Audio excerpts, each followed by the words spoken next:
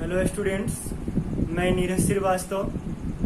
आज मैं क्लास 12 के इतिहास लेकर आया हूँ, लेसन 4। आज हम लोग पढ़ेंगे इसमें महावीर की जीवनी एवं उपदेशों को लेकर कि महावीर की जीवनी के बारे में आज हम लोग पढ़ेंगे कि महावीर कौन थे। हम लोग जानते हैं कि महावीर जैन धर्म के संस्थापक थे, लेकिन महावीर के पहले जैन धर्म की उत्पत्ति हो चुकी थी। जैन धर्म के प्रथम तीर्थकर ऋषभदेव थे और 23वें तीर्थकर जो थे वो पार्श्वनाथ थे। यानी कि महावीर के पहले जैन धर्म के 23 तीर्थकर हो चुके थे। जैन धर्म जो था वह वैदिक धर्म का हर तरह से विरोध कर रहा था, यानी ब्राह्मण के वर्चस्व को हर तरह से इसमें विरोध किया गया था। साथ ही साथ इसने वर्ण व्यवस्था और जाति व्यवस्था का भी विरोध किया। महावीर स्वामी जैन धर्म के 24वें तीर्थकर थे। महावीर का जन्म 540 ईसा पूर्व वैशाली के कुंड ग्राम में हुआ था। वैशाली बिहार का जिला है, अभी भी वर्तमान में भी वैशाली बिहार का जिला है। इनके माता का नाम त्रिशला और इनके पिता का नाम सिद्धार्थ था। इनका बचपन राजकीय सुखों के बीच बीता, यानी इनका बचपन हर तरह से सुख सुविधाओं से संपन्न था। महावीर के मुख्य रूप से 3 नाम थे: वर्धमान, महावीर और श्रमण। इनका वर्धमान नाम इसलिए पड़ा कि जब ये अपने माता के गर्भ में थे तो उस समय इनके राज्यों में काफी धन संपदा की वर्षा हुई थी, इसलिए इनको वर्धमान के नाम से जाना गया। इन्हें महावीर इसलिए कहा गया कि हर कामों में निडर और पराक्रमी थे, इसलिए इनको महावीर के नाम से जाना गया। यानी अपने पराक्रम और निडरता के कारण इनको महावीर कहा गया। श्रमण इनको इसलिए कहा गया कि ये काफी मेहनती और परिश्रमी व्यक्ति थे। ये काफी मेहनती और परिश्रमी व्यक्ति थे, इसलिए इनको श्रमण के नाम से जाना गया। महावीर स्वामी बचपन से ही चिंतनशील थे। युवावस्था में ही इनकी शादी हो गई थी। इनकी पत्नी का नाम यशोदा था, जिससे पुत्री की प्राप्ति हुई, जिसका नाम प्रियदर्शना था। महावीर स्वामी गृहस्थ जीवन से खुश नहीं थे, इसलिए यह ज्ञान की खोज में 30 वर्ष की अवस्था में अपने गृह को त्याग दिया और ज्ञान की खोज में निकल पड़े। 12 वर्षों तक इन्होंने इधर उधर भ्रमण किया और 12 वर्ष की कठोर तपस्या के बाद इन्हें जाम्बिया गांव के निकट ऋजुपालिका नदी के तट पर शाल वृक्ष के नीचे ज्ञान की प्राप्ति हुई। जब इन्हें ज्ञान की प्राप्ति हो गई तो उसके बाद इन्होंने जैन धर्म का घूम घूम कर प्रचार प्रसार किया। इन्होंने अपना पहला उपदेश राजगीर में दिया। इसके बाद इनके कई अनुयायी हो गए। इनके अनुयायियों को जैन कहा गया, जो जैन धर्म के समर्थक बन गए। इसके बाद 72 वर्ष की अवस्था में महावीर स्वामी का 468 ईसा पूर्व में पावापुरी में निर्वाण की प्राप्ति हुई, यानी उनकी मृत्यु हो गई। पावापुरी आधुनिक बिहार के नालंदा जिला में स्थित है। इसके बाद इसमें हम लोग महावीर की जीवनी के बाद इनके उपदेश को शिक्षा भी कहा जाता है कि महावीर स्वामी ने क्या क्या उपदेश दिया था या क्या शिक्षा दिया था। तो महावीर स्वामी ने कोई नए धर्म का स्थापना नहीं किया था। उन्होंने पार्श्वनाथ के ही सिद्धांतों का संशोधन करके उसे विकसित किया या उसका प्रचार प्रसार किया। पार्श्वनाथ के ही सिद्धांतों में उन्होंने एक नया सिद्धांत ब्रह्मचर्य को जोड़ दिया। उनका कथन था कि मनुष्य भय और लोभ के कारण दुखी रहता है। भय और लोभ को त्याग कर मनुष्य माया मोह की बंधन से मुक्त हो सकता है और उसे सच्चा सुख की प्राप्ति हो सकती है। इसके साथ ही साथ उन्होंने यह भी कहा कि जन्म और मृत्यु का कारण मनुष्य का कर्म फल है, यानी मनुष्य जैसा कर्म करता है उसी के अनुसार उसे जन्म और मृत्यु प्राप्त होती है।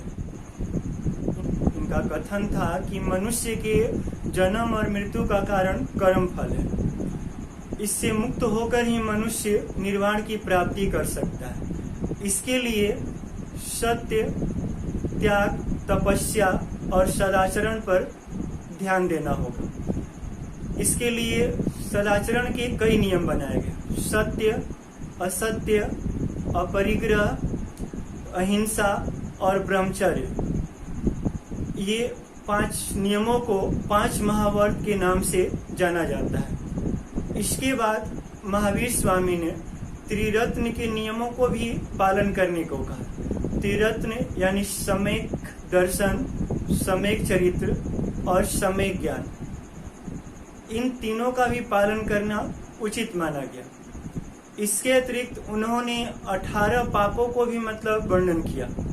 18 पापों के भी बारे में बताया। उन्होंने कहा कि काम, क्रोध, ईर्ष्या, छल कपट, ये मानव के जीवन का सबसे बड़ा पाप है। मनुष्य को कोई भी जो है ऐसा कर्म नहीं करना चाहिए जिससे किसी को हिंसा पहुंचे, किसी को चोट पहुंचे।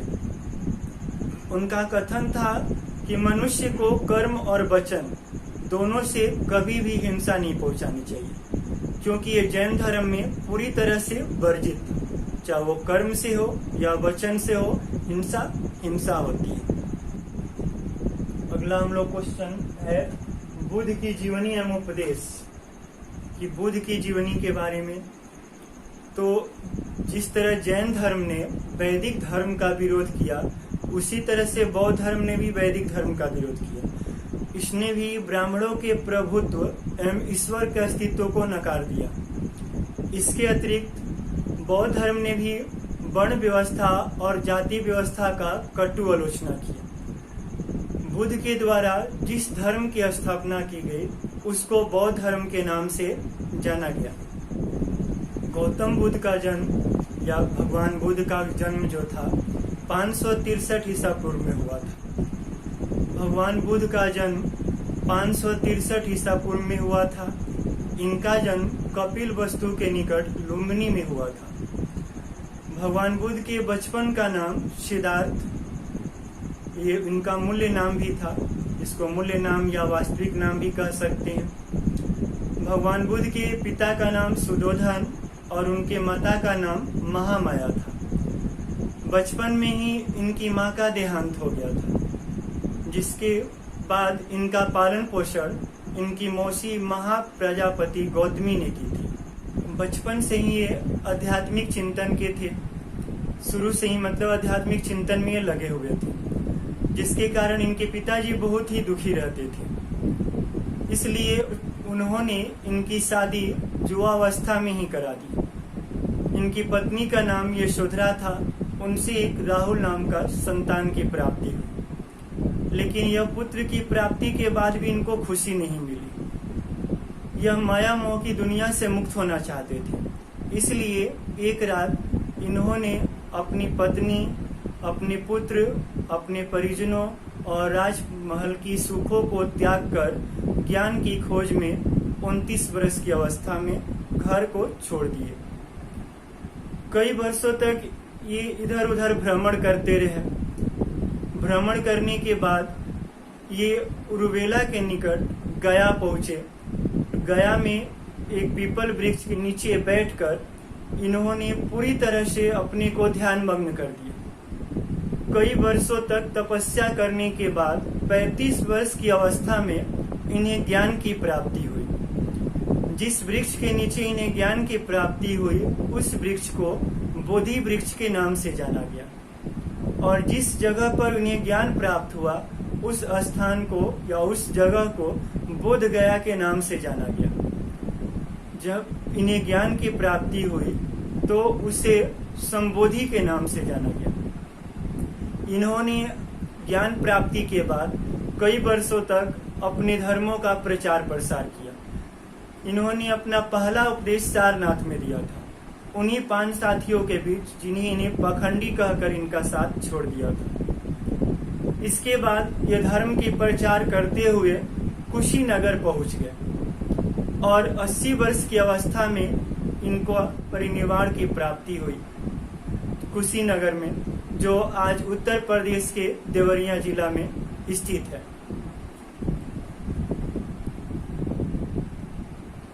अब हम लोग इसमें पढ़ेंगे गौतम बुद्ध के उपदेश कि बुद्ध की जीवनी के बाद उन्होंने अपना क्या शिक्षा क्या दिया, क्या उपदेश उन्होंने दिया।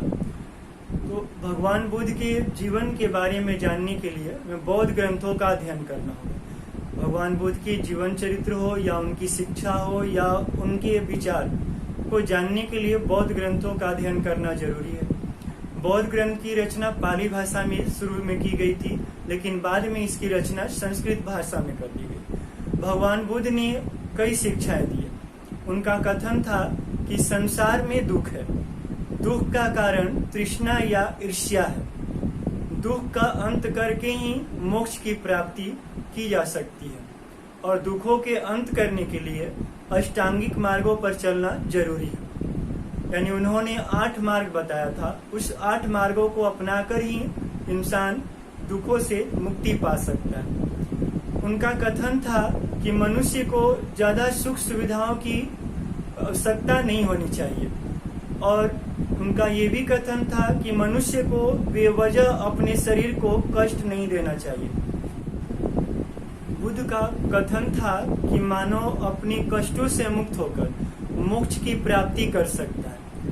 उन्होंने अपने अंतिम उपदेश देते हुए अपने शिष्यों से कहा कि तुम सब अपने लिए खुद ही ज्योति बनो, क्योंकि तुम सबको अपनी मुक्ति का मार्ग खुद ही ढूंढना होगा। इसके अतिरिक्त भगवान बुद्ध ने विवेक और चरित्र को भी बढ़ावा दिया कि अपने विवेकों को विकसित करके भी हम मुक्ति मार्ग को ढूंढ सकते या मुक्ति मार्ग को प्राप्त कर सकते हैं। अगला क्वेश्चन है, जैन धर्म एवं बौद्ध धर्म के सफलता के क्या कारण थे? तो दोनों के सफलता का कारण एक ही था, दोनों एक ही रूपों में चला था। इसके सफलता के कई कारण था।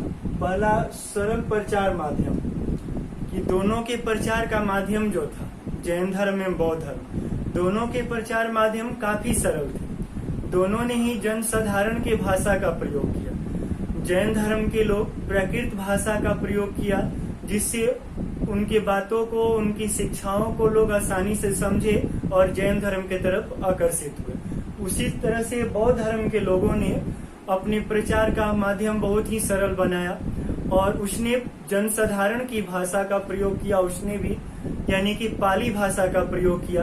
पाली भाषा में ही बौद्ध धर्म के लोगों ने अपनी शिक्षा, अपनी विचारों को एक दूसरे के सामने रखा, जिससे दोनों धर्म तेजी से विकसित हुआ। दूसरा इसका पॉइंट है सामाजिक समानता पर बल, यानी कि जैन धर्म और बौद्ध धर्म दोनों ने सामाजिक समानता पर बल दिया। दोनों ने ही वैदिक धर्म का खंडन किया और ब्राह्मणों के प्रभुत्व और ईश्वर के अस्तित्व को नकार दिया। दोनों ने वर्ण व्यवस्था एवं जाति व्यवस्था का ही विरोध किया और दोनों ने अन्य वर्ग के लोग, जो छोटी जाति थी, उन जातियों को भी अपने धर्म में हिस्सा लेने के लिए अधिकार दिया। तीसरा, संघों का योगदान। जैन धर्म में कोई संघ नहीं था, लेकिन जैन धर्म के जो अनुयायी जो थे, उन अनुयायियों के द्वारा इस धर्म का तेजी से प्रचार प्रसार किया गया, जिसके कारण ये धर्म तेजी से जैन धर्म को सफलता के राह पर गया और जैन धर्म तेजी से आगे की तरफ बढ़ा, ये सफल होता गया। उसी तरह से बौद्ध धर्म जो था, तो बौद्ध धर्म में संघ थे। संघ के सदस्य जो थे वो सब मिलकर इस धर्म का प्रसार किया, जिसके कारण यह धर्म भी तेजी से सफलता के मार्ग पर आगे बढ़ा। और चौथा पॉइंट है राजकीय संरक्षण। तो इन दोनों धर्मों को, जैन धर्म एवं बौद्ध धर्म, दोनों को शुरू में राजकीय संरक्षण प्राप्त था, यानी कि हर एक राजाओं ने इस धर्मों को बढ़ावा देने के लिए काफी योगदान दिया था। कई व्यापारियों ने भी इन दोनों धर्मों को विकसित करने में अपना अनुदान दिया था। काफी धन की प्राप्ति हुई थी, जिसके कारण ये दोनों धर्म तेजी से सफलता के मार्ग पर आकर्षित हुआ था। इस तरह से जैन धर्म एवं बौद्ध धर्म की सफलता में इन सभी ने महत्वपूर्ण भूमिका निभाई थी। अगला क्वेश्चन हम लोग पढ़ेंगे बौद्ध धर्म के पतन के कारण। तो बौद्ध धर्म के पतन के निम्नलिखित कारण थे। जिस तरह से बौद्ध धर्म सफलता की ओर बढ़ा, उसी तरह से इसका पतन भी तेजी से हुआ। बौद्ध धर्म के पतन के कई कारण थे। पहला, बौद्ध धर्म में प्रविष्ट बुराई, कि बौद्ध धर्म में बुराइयां इतनी धीरे धीरे प्रवेश करने लगी, जिसके कारण बौद्ध धर्म का पतन हो गया। बौद्ध धर्म के उदय का मुख्य कारण था ब्राह्मण धर्मों में प्रचलित बुराइयां। ब्राह्मण धर्मों में इतनी बुराइयां थी, इसी कारण मतलब बौद्ध धर्म तेजी से आगे की तरफ बढ़ा था। लेकिन बाद में बौद्ध धर्म में भी इतनी बुराइयां उत्पन्न हो गई, जिसके कारण ये पतन की राह पर चल गया। सबसे मुख्य इसके पतन का कारण था इसमें प्रवेश मूर्ति पूजा। बौद्ध धर्म में जब मूर्ति पूजा का प्रचलन शुरू हुआ, तो बौद्ध धर्म ने अपनी ख्याति को पूरी तरह से समाप्त कर दिया, क्योंकि इसके बाद इसको लोगों ने नकार दिया। दूसरा है बौद्ध संघ का भ्रष्टाचारपूर्ण जीवन। शुरू में बौद्ध संघ के लिए और मठों में या बिहार में रहने वाले लोगों के लिए काफी कठोर नियम बने हुए थे। हर नियमों का पालन करना सभी लोगों के लिए अनिवार्य था। लेकिन बाद में महात्मा बुद्ध की मृत्यु के बाद बौद्ध संघ में काफी बुराइयां उत्पन्न हो गई। उनका भोग विलासपूर्ण जीवन हो गया, जिसके कारण अब वो प्रचार प्रसार करने में अपनी रुचि नहीं दिखाते थे, और इसमें औरतों का भी प्रवेश हो गया, जिसके कारण बौद्ध धर्म कलह का सबसे बड़ा जड़ बन गया। इसलिए यह पतन के राह पर चल गया। तीसरा इसका कारण है संस्कृत का सहारा लेना। शुरू में बौद्ध धर्म जो था जनसाधारण की भाषाओं में प्रचार किया, जिसके कारण इसका तेजी से विकास हुआ। जनसाधारण की भाषा यानी पाली भाषा, कि पाली भाषा में बौद्ध ग्रंथ की रचना की गई। पाली भाषा में हर लोगों को शिक्षा दी गई थी, अपने विचारों को बौद्ध धर्म ने रखा था, इसलिए इसके तरफ लोग ज्यादा आकर्षित हुए। लेकिन बाद में इसको संस्कृत भाषा का सहारा लिया गया, जिसके कारण संस्कृत बहुत कठिन भाषा था और कई लोग इसको समझ नहीं पा रहे थे, इसलिए बौद्ध धर्म का पतन हो गया। और चौथा कारण राजकीय संरक्षण की समाप्ति। तो शुरू में बौद्ध धर्म को हर राजाओं का संरक्षण प्राप्त था, इसलिए बौद्ध धर्म तेजी से विकसित हुआ। सभी राजाओं ने अपनी काफी योगदान भी दिया था, जिससे इसका तेजी से विकास हो रहा था।